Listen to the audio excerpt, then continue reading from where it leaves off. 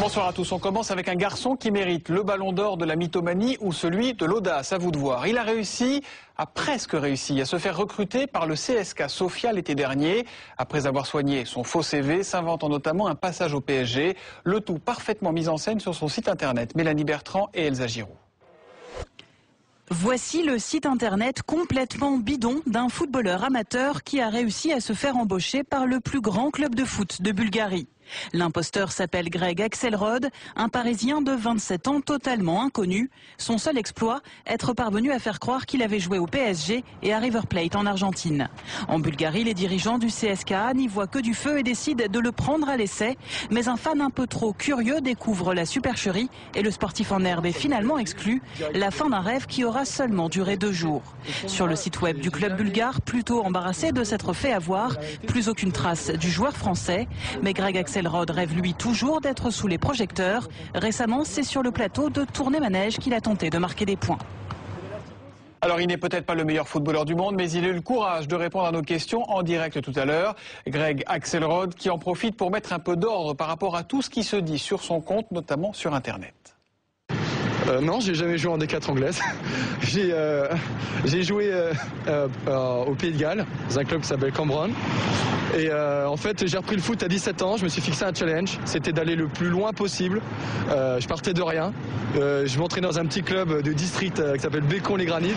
Et voilà, je suis arrivé au CSKA Sofia.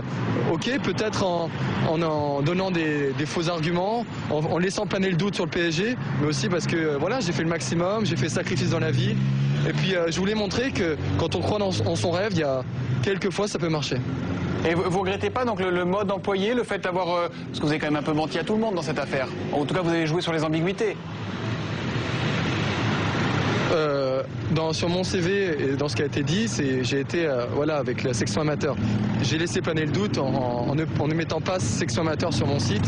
Mais après, tout le reste est vrai. Je me suis entraîné en Argentine et les clubs ne sont pas stupides, ils prennent pas un joueur. Je dis bonjour, je m'appelle Greg, je veux faire du foot. On dira ok, viens au CSKA, bienvenue.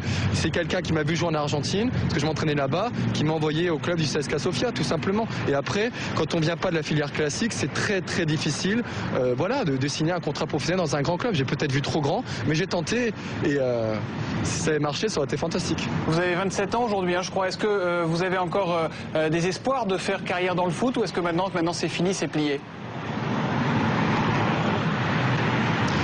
C'est difficile pour moi. Là, je suis un peu sorti du football. Je m'entraîne avec un préparateur physique. Après, on ne sait jamais. Mais bon, pour moi, ce qui est le plus important, c'est que j'ai tenté, j'ai fait tout ce que je pouvais. J'ai mis beaucoup de choses de côté, j'ai fait un de sacrifices.